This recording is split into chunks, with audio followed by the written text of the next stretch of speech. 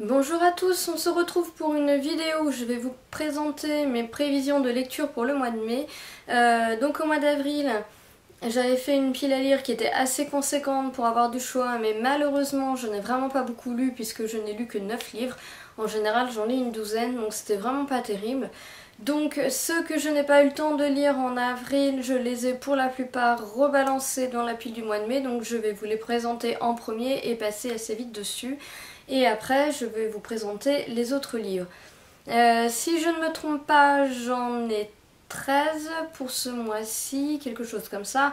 Donc si j'arrive à 11 ou 12, ce sera bien, il n'y a aucun problème. Et j'ai essayé surtout de faire des suites de sagas et aussi parfois des fins. Il doit y avoir juste une ou deux exceptions à la règle, mais pour la plupart ce sont des suites et fins de sagas. Donc on va commencer sans plus tarder. Donc tout d'abord je vous présente ma lecture en cours qui est Le cycle d'Alamander, le tome 2, Le Menzotin par Alexis Flamand et qui est édité aux éditions de l'Homme sans nom. Donc ça j'ai pas réussi à le caser sur avril, donc je le prends maintenant.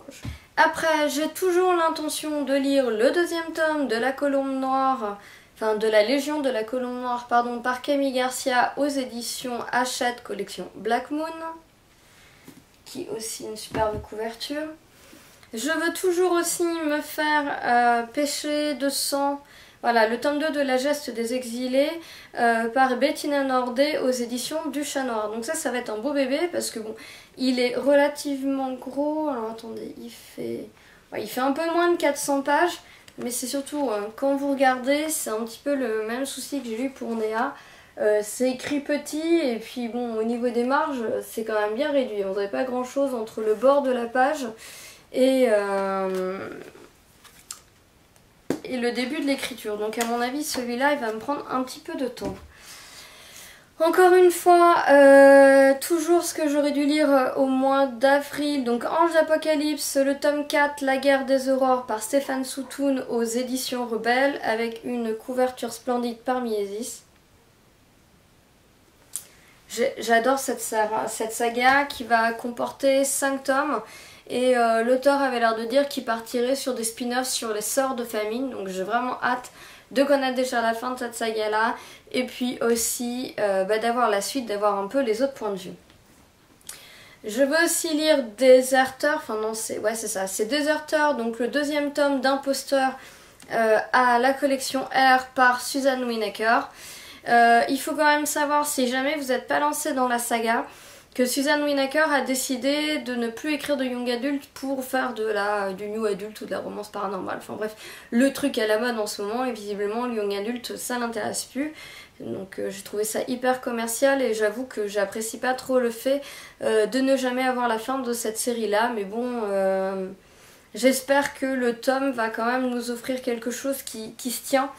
Je veux dire, on va pas tomber sur un cliffhanger de fin en se disant, ouais voilà, sur un tome 3 qui en fait est indispensable. J'espère que ça le fera, donc je vais quand même le tenter. Mais ceci étant dit, j'aurais su ça avant, je l'aurais jamais acheté, soyons honnêtes. Après, donc ma petite exception à la règle de mes suites et fins de série, il s'agit de Black Mambo, qui est un one-shot paru aux éditions du Chat Noir avec une couverture de folie par Catherine Naudet, j'adore vraiment, et qui regroupe en fait 3 novellas de Vanessa Terral, Morgane Cossarieux et Sophie Dabat, donc 3 auteurs que j'adore, donc j'ai vraiment hâte de me plonger dedans, en espérant que ce mois-ci j'ai le temps. Donc à cette fin de pile à lire du mois d'avril, j'ai rajouté quelques tomes, donc toujours du Sophie Dabat, avec Sainte-Marie des Ombres, le tome 3, L'Emprise est dévorante, qui est paru chez Bragelonne dans la collection Snark. Donc là aussi, vous voyez, la couverture, elle suit bien en fin de compte Black Mambo. On reste toujours un petit peu dans le même style. Et ça, sincèrement, si vous avez jamais lu, et sauter sur cette série, c'est assez extraordinaire. L'héroïne est vraiment top et c'est un monde qu'on n'avait l'habitude de voir. C'est vraiment une très très bonne lecture, donc j'ai vraiment hâte de m'en plonger dans le tome 3. En plus la couverture elle est toute veloutée, toute agréable, c'est génial. Je vais aussi continuer donc Hunger Games quand je suis bien partie à lire la suite, donc le tome 2, L'embrasement de Suzanne Collins aux éditions Pocket Jeunesse. Je vais repartir sur Rebelle Édition avec Sophie Jomain, le tome 4 de Felicity Hadcock, donc c'est Les anges sont sans merci. Donc en fait le tome 3 est fini sur un cliffhanger de fou, donc j'ai vraiment hâte de savoir ce que je vais avoir dans le tome 4. Je sais plus combien il va y avoir, je crois que c'est 6 tomes en tout, mais là c'est vraiment sans aucune certitude pour cette saga.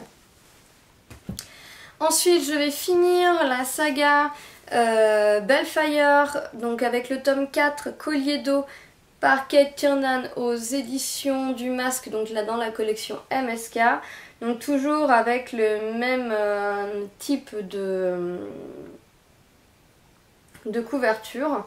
Donc c'est très agréable à lire, donc je sais pas du tout où l'auteur va m'emmener dans ce tome 4 et j'ai vraiment hâte de le découvrir et de savoir, en espérant que ça se termine bien. Je continue la série Wings avec le tome 3 paru chez Pocket Jeunesse, et donc l'auteur c'est Aprilline Pike, alors je ne suis pas du tout sûre de comment on prononce son nom, donc vous m'en voudrez pas, qui va être un beau petit bébé à lire, mais j'ai hâte de savoir la suite aussi.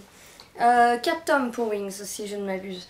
Enfin je vais finir la duologie de Indie After avec le tome de Indienne par Demetria Lunetta aux éditions Lumen, un tome 1 qui est surprenant, qui est juste extraordinaire, donc j'espère que le tome 2 va tenir les promesses que l'on a avec le tome 1. Enfin, je vais terminer mes prévisions du mois de mai en finissant la trilogie des Insoumis, donc avec le tome 3 Dénouement, dont l'auteur est Alexandra Bracken et qui est paru aux éditions de La Martinière Jeunesse Fiction.